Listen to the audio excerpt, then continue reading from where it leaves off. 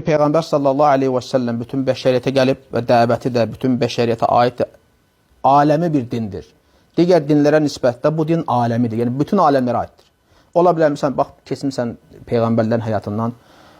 Evvelki peygamberler ancak öz qövmünə gələr, düzdür mü? Lakin bu peygamber sallallahu aleyhi ve sellem ve bizim dinimiz alemidir. Bütün alemlere gelip. Allah Teala buyurur ki: "Ve ma arsalnak illa kafeten linnas." Biz seni bütün insanlara gönderdik.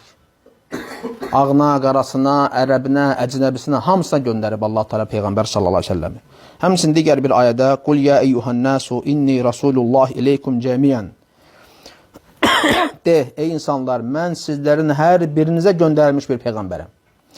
Digər bir ayədə də Allah Teala buyurur ki: "Və ma arsalnaka illa rahmeten lil alamin." Biz səni aləmlərə rəhmət olaraq göndərdik. Deməli Peyğəmbər sallallahu aleyhi ve sellem bütün insanlara göndərilmiş bir rəsuldur, elçidir.